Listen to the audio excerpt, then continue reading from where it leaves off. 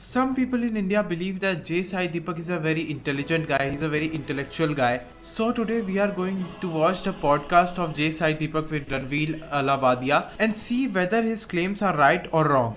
BeerBiceps podcast with Sai currently has around 3 million views and majority of the people are consistently praising J. Sai Deepak. So let's start reviewing his opinions. Sai Deepak has been the most requested guest since we began this podcast. For those of you who don't know what he does, he's an advocate. He's one of the most respected lawyers in the country. He's also a spokesperson when it comes to Indic religions and Indic culture and Hinduism in general. Modi has exactly what you said, Indic. Anyone who is Indic is also mostly pro-Modi because of the geopolitical scenarios of today in terms of there's no other leader in the country who would be able to take on China, America, Europe. There is an overlap, it's not ideal. A report by Pentagon said that China has built a village in disputed territory of Arunachal Pradesh. According to The Guardian, local Indian residents, elected representatives of the region, and some former Indian military officers claim that the new buffer zones have been established in areas previously under Indian control. How is the Modi government taking over China, Europe and the USA if this is happening? The claims of Ranveer Allahbadia have no basis in reality. Even in the passport index, which is used by some to get the geopolitical influence of a country, India's ranking has consistently decreased, as you can see in the photo. Right. We'll break that down. Right. The left is a lot of urban elite. When I go for fancy parties, it's always someone who studied abroad who will even tell me, bro, you're too right-wing. In my heart, personally, I do feel I'm a fence sitter. Because for me, according to what I've learned through media over 8 years, is that it is important to a certain degree for a media professional to constantly be a fence sitter. And if there's an extreme pro-Modi or extreme anti-Modi person, keep pulling them back to the center just in order to extract more information. And how can left be the urban elites when BJP and its allies got more vote share from urban regions in the 2019 Indian elections?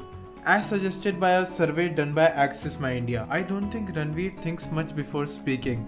Ranveer himself said that the left in India is more anti-Modi and the right wing is more pro-Modi, but the alliance by Modi got more vote in urban regions. People hate me for what I say. They have absolutely no personal equations with me whatsoever. So it's not as if I've done any personal harm or good for them to form an opinion one way or the other. So clearly, what are they hating? What I represent.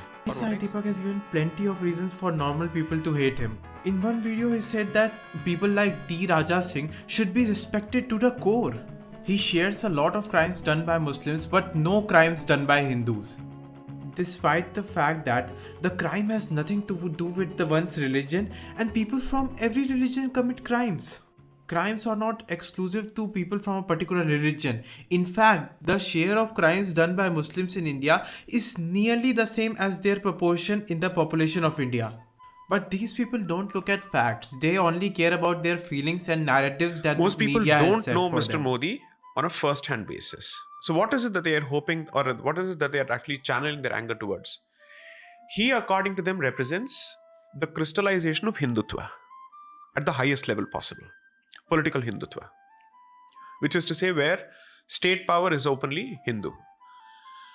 Allow me to say this, and this is my biggest criticism both of the left as well as the government establishment. They are first of all not Hindu enough. What has he done against Muslims for someone to say he's anti-Muslim? That question is never asked. So it's empty opinions being aired in the form of angst. I guess celebrating and garlanding mob lynchers by BJP ministers is not enough for him. Are the numerous hate speeches done by BJP leaders not anti-Muslim? Is making someone like Yogi Adityanath the chief minister of the most populated state of India, Uttar Pradesh, not enough? Once Yogi Adityanath in a hate speech said that if they kill even one Hindu, we will kill 100. Is that not enough?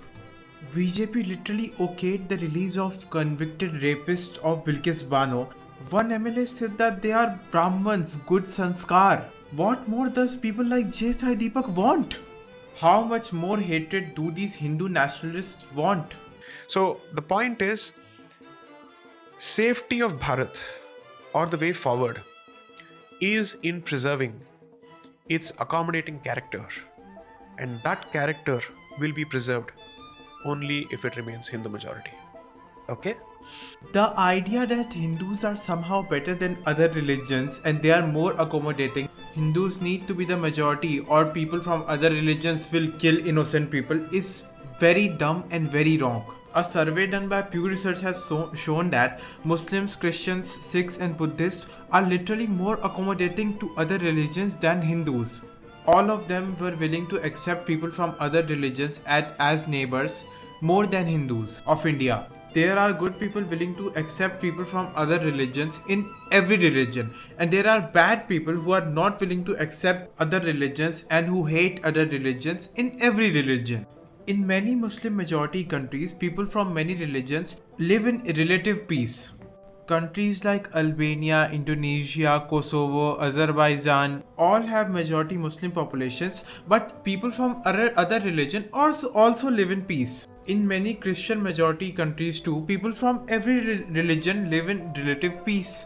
The idea that Hindus have to be the majority in India for India to remain tolerant is extremely dumb. Organizations such as Bajrang Dal, which claim to work for Hinduism, have a huge list of harassment and crimes against Muslims and Christians. People from different religions are not the problem. Problem is people who indulge in discrimination from every religion. The kind of grooming that you see of Pakistani gangs in UK, that's something that's being replicated in Kerala.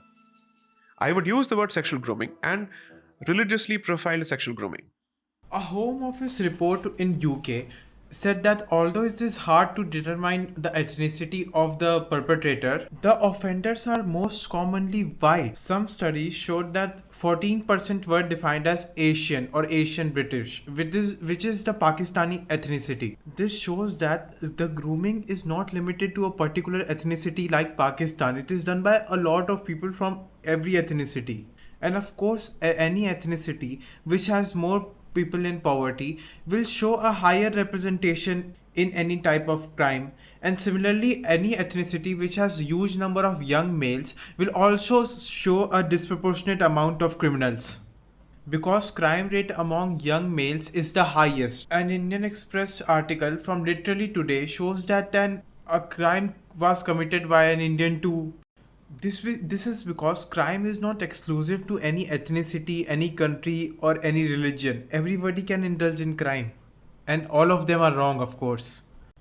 If you liked this video, then you can subscribe to my channel. I regularly make videos on a wide variety of topics and daily news coverage, interview coverage, etc. This was my first video in English, so sorry if I stuttered a bit. अब तो Hindi English में दोनों में video बनाऊंगा, तो subscribe कर दो जिसको जिसको न्यूज़ वगैरह में इंटरेस्ट है. Thanks for watching.